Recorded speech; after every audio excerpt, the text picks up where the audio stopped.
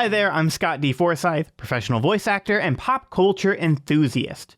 Today we're talking about a TV series about a group of vampires beloved by many and feared by no one. I'll be going over my favorite parts of What We Do in the Shadows, and why I think it's best of all. But first, let's take a quick break and get right back to the show. What We Do in the Shadows is a spin-off from the movie of the same name released in 2014, created by Jermaine Clement and Taika Waititi. Now, in this episode of Best of All, I'll only be focusing on this franchise's TV series, specifically like What We Do in the Shadows, because there are a lot of spin-offs from the movie. There is a werewolf show that is in the works that will probably come out sometime soon, and there is a paranormal X-Files parody show that came out after the movie did. So I'm not talking about any of those. I'm only talking about the TV series distributed and possibly produced by FX. And so the main theme in the movie and all of it is focused on a documentary crew that follows the paranormal and supernatural. In the series, they are following 4 vampires who live and dominate the Staten Island area, one of the boroughs of New York City. And since characters are such a big focus of the show, I'm going to go over a little bit of the main cast of the series. So, Kayvan Novak, Natasha Demetro, and Harvey Gillian. These are all actors who have had their own solid work before their show, but to me and to a bigger part of pop culture, What We Do in the Shadows was their breakout job. And then now we have now not everybody is unknowns. I feel very weird about saying that because they've all done work outside of the show. They have a resume, and those 3 characters are Nandor, Nadia, and the familiar Guillermo. I almost said Gizmo, which is what some of the characters always call him, who serves Nandor. The more recognizable actors in the cast are Kristen Shaw. She has a reoccurring role in the series, and as of season 4, she has a pretty big presence, and she's incredibly funny. I like her character a lot. Her name is The Guide, and she is the advisor to the Vampiric Council. And Kristen Shaw, great actress.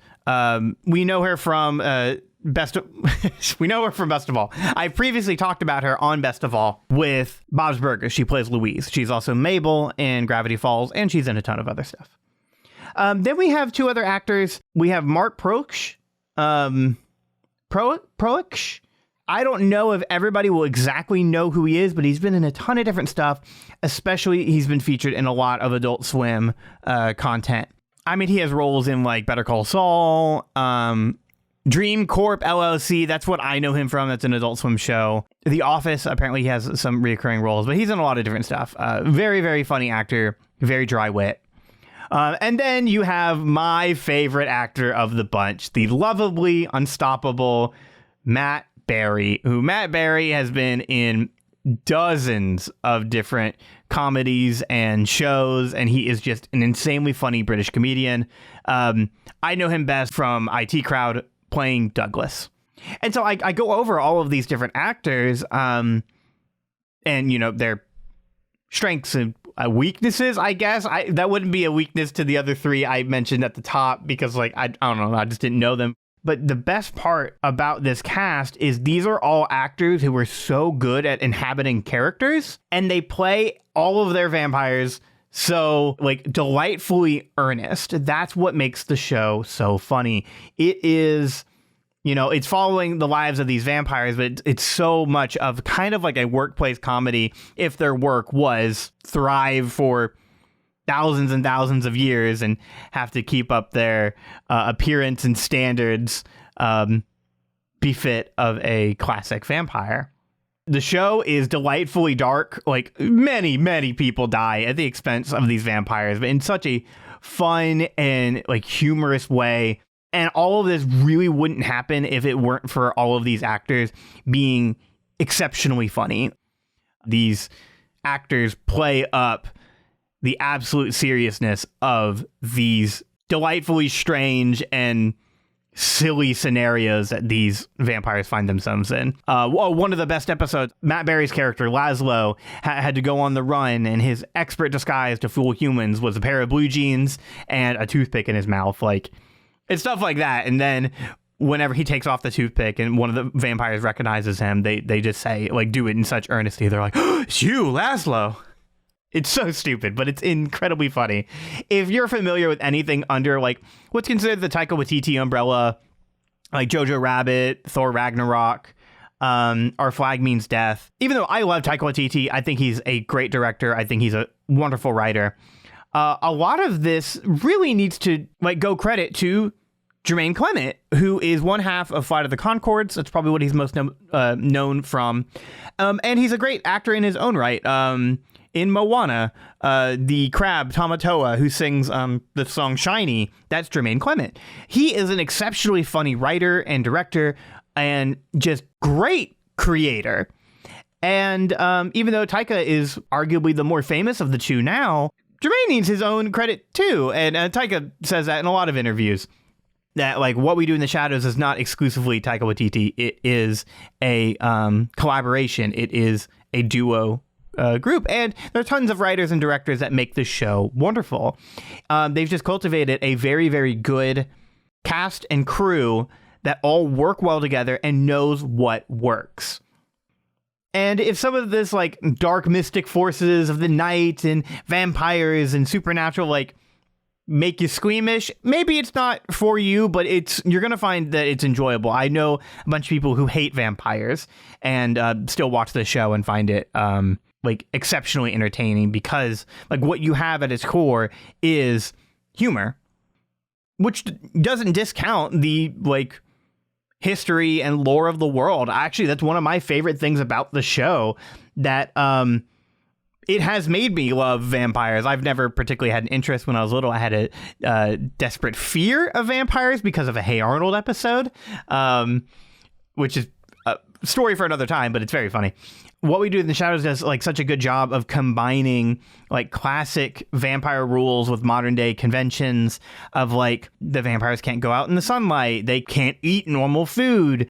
You do have, like, Nosferatu show up. You have Van Helsing, the vampire killer, talked about a bunch. But then you have some more, like, modern day stuff of, like, Mark Proksch's character, Colin Robinson, is an energy vampire. So he's not, like, he doesn't look like a vampire, but he goes to, like, an office job and drains people of their life force because that's how he thrives.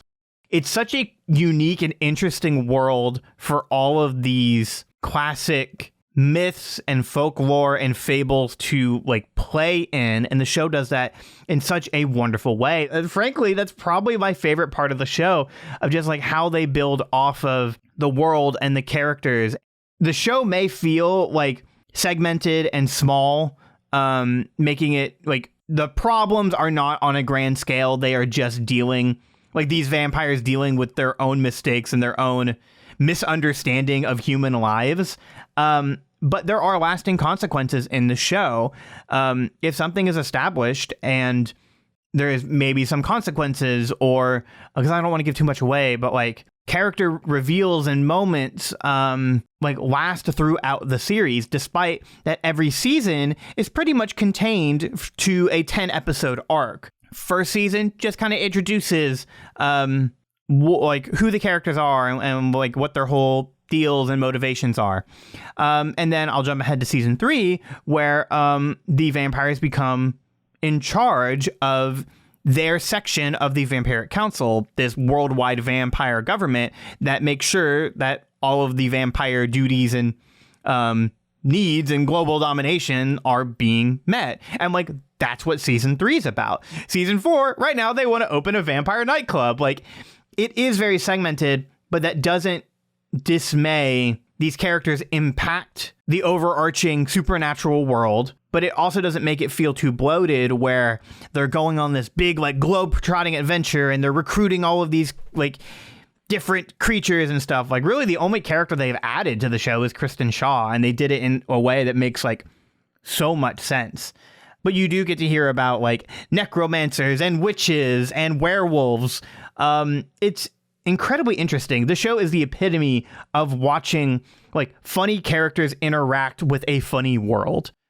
This is not maybe my favorite show on television, but it is one that I thoroughly enjoy watching. Like, I know that when I plug into a new episode of What We Do in the Shadows, I'm in it for a good time. I'm in it for a good laugh. And I'm in it to watch some very funny characters. Sometimes I get caught up in their own little, wants and desires. And it has some tender moments, but overall, it's a really solid comedy that brings laughs and scares all year round. So I've talked about how good the show is, how funny it is, because that's, the best part about it. And much like a lot of other funny comedies on FX, that is where the show premieres every Tuesday on live TV, comes out on Wednesdays on Hulu, which all of the seasons are available on Hulu for streaming. That's how I watch it. And I thoroughly recommend that's how you watch it too. So there's the what's what on What We Do in the Shadows. If you have any other thoughts on the series or any other thoughts on vampires, feel free to email us at mail@ScottyMeLad.com. That is mail@ScottyMeLad.com.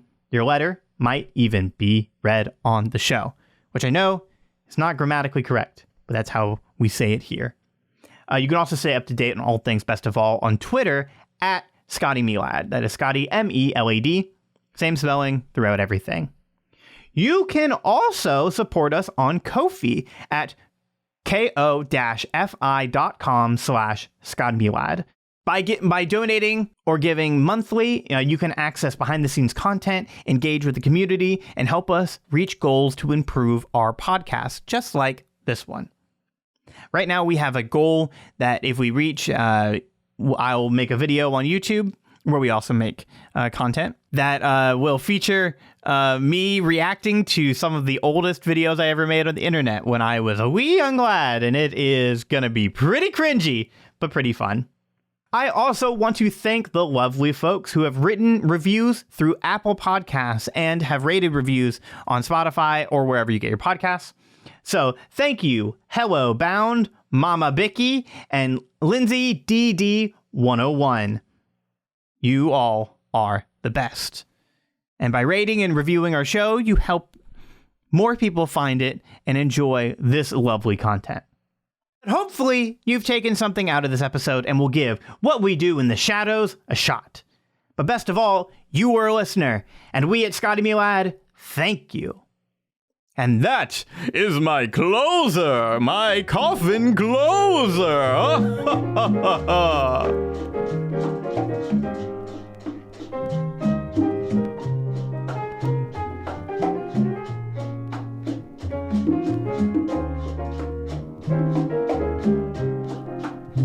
Best of All was hosted and produced by Scott D. Forsythe, using the song Mia by Rolando Puchades from the album Canta as our intro and outro theme.